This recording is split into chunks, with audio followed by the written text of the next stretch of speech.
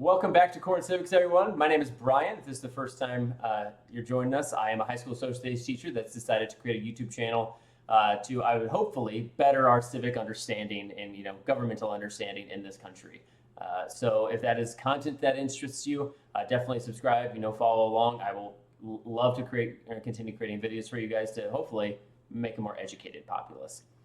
Today's topic is political ideology, understanding the political spectrum and where Americans fall on that political spectrum, and maybe hopefully better understanding yourself in the process. Be like, oh, that kind of sounds like my personal beliefs. Maybe I fall with this camp. Because I think generally people say that I'm a liberal or I'm a conservative, which is fine, but there's more to political ideology than that, right? There's more to you than just being I vote blue or I vote red. There's more nuance to every single individual that we all probably, even if we're all, let's say we had a huge group of liberals or a huge group of conservatives, let's say 100 each, they're not the same, right? If you take 100 Republicans, they aren't the same human.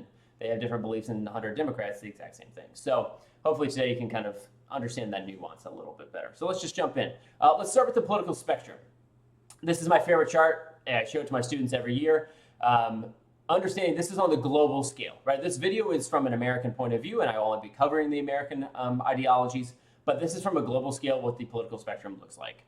And I really like this chart because of the bottom half, right? I do like the descriptions of every kind of ideology, like conservatism or socialism, but I really like because on the bottom here, it shows where our parties in our country in particular align. And you notice that our parties are pretty conservative, right? Even the most far left-leaning Democrats, think like Bernie Sanders or Alexandria Ocasio-Cortez, they, on the global scale, are not seen as super extreme. In the United States, they are, right? Bernie Sanders is seen as a really extreme leftist candidate, but he is not a leftist, as you'll hopefully understand by today's video. And so what I've done is actually cropped this image to better understand like our spectrum, right? If you take Bernie Sanders and you throw him in Norway or Sweden, a more liberal country, he's seen as kind of average. He's seen as the norm. He's not seen as extreme as he is today in our country. So this is more the American politics, right? So most Americans are going to fall somewhere between liberalism and conservatism. And then the Republican Party definitely leans more towards nationalism, and few fascists, especially in the past 8 years, the Republican Party has seen like a divide with Trump. Trump is definitely very, very far right. And so Republicans have had to decide where they fall, because you have traditional Republicans like the Mitt Romneys and John McCain's the world prior to his passing that said Trump is very radical extreme. I don't believe he's a true Republican, and that shows you the divide and how wide sweeping they are. Democrats, on the other hand, are going to fall anywhere between conservatism, which sounds weird, right? How is a Democrat conservative? It's because on the global scale they are, but in America they may not be. All the way to social democracy. And those are where you're going to find the AOCs and Bernie Sanders and Elizabeth Warrens of this world, even though she's probably more towards liberalism, right? So people are always like, Biden is such a huge liberal and leftist in America. And yeah, he's liberal for America, but he's not. If you were to put Biden on this scale, he'd probably be liberalism leaning towards conservatism. He's probably like here-ish. He is more right-leaning than most Democrats, though he has embraced policies that are more left-leaning. But let's go into break down all these so hopefully clear up any confusion on these. Let's start with just working left to right. Liberals first. So liberals are people that believe in capitalism. They support the capitalistic structure of economy that we have here, right? The free market, like the understanding that, hopefully the American dream is real. However, they believe that there should be more regulation. They believe that maybe we should have pro-unions and laws in place to protect unions. They should have laws in place to oversee big businesses and make sure they aren't corrupt, right? They like the FTC, making sure monopolies don't form. They also believe in higher taxes, right? They believe that we should tax people, especially the wealthy, at a higher rate in order to boost the income of the federal government and use those on economic programs like welfare, like Social Security, Medicare, and then you're getting into more left-leaning policies like universal child care, paid family leave, universal college education, that they believe that the reason we should have higher taxes is to fund those programs. Now, they do, I think a misnomer I want to clear up in this video is when you hear liberals and you always hear like liberals are really pro-big government. And that's true to an extent, but it's not all the way true. Same with conservatives being always anti-big government. That's not true as well, which we'll address here in the next slide. But what I mean by liberals are not always pro-big government is when it comes to individual rights, like the right to abortion, liberals do not like government intervention, right? The right to choose, pro-choice. They believe that women should have the right to do with their bodies, and no government entity should have the right to tell them what they can do, right? So that means that they, by definition, are not pro-government when it comes to abortion. And so a lot of these social issues, liberals want to be hands-off. They want the government to be hands-off, I should say, and allow individuals their own freedoms and own rights and liberties in those cases. Now, how do they differ from leftists, right? Does this sound like leftists? It's because a lot of it is. Leftists do share a lot of the same beliefs, especially when it comes to like higher taxes and those economic policies like universal health care, child care, college education that I talked about. Where they differ is they just believe capitalism is fundamentally flawed and we need to get rid of it. They believe that we should adopt a new form of economy.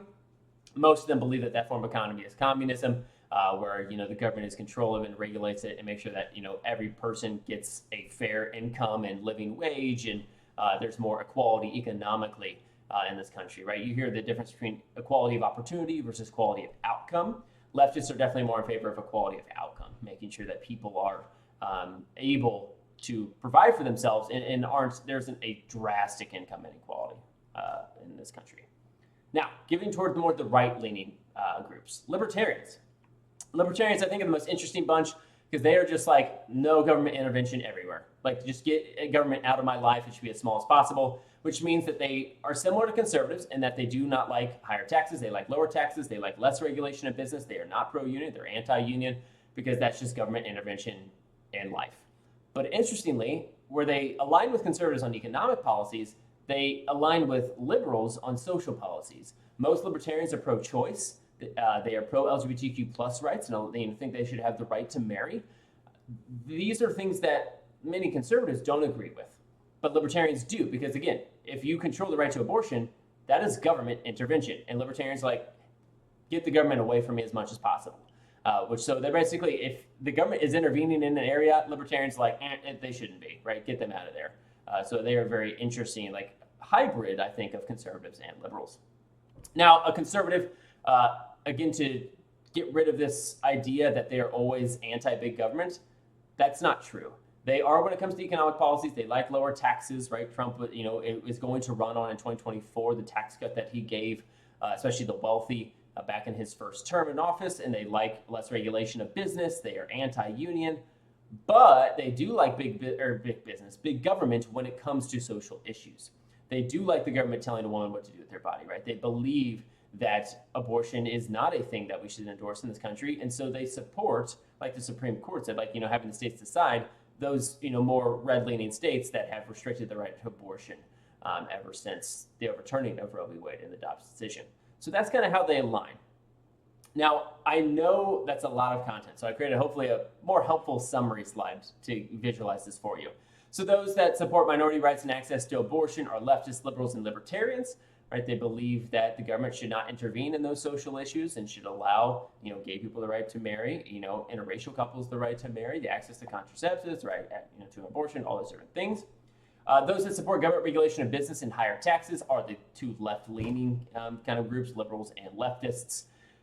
And then on the right side, supports less regulation of business and lower taxes. That'd be libertarians and conservatives. And then supports restricting abortion and against minority policies like affirmative action, things like that. That would be conservatives, right? So you kind of go left to right. You go leftists, liberals, libertarians, and then conservatives in this country.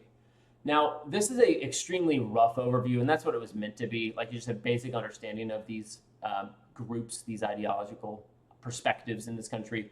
But if you have any comments or questions about I don't know, even after this, what this person would believe or where this belief falls into, what category does this fall into, or a group does this fall under, please leave a comment. I would happily reply and try to help you out. But to give you a general understanding of the political spectrum is what it was meant to be, and better gauge of maybe who you are and what you believe and going into it. Because I think it's bad that we have just lumped everyone into either a Democrat or a Republican, a liberal or a conservative, and that it's led to, we have just, statistically the most divisive American populace since the Civil War. And that's just really unhealthy, I think. So understanding there's a lot of nuance to this, that not all Democrats and not all Republicans think the same, is really important, right? And trying to find some commonality between the groups, I think, is also really important. So if you have any questions, again, drop a comment. Other than that, follow and subscribe. Thank you, guys. I appreciate it.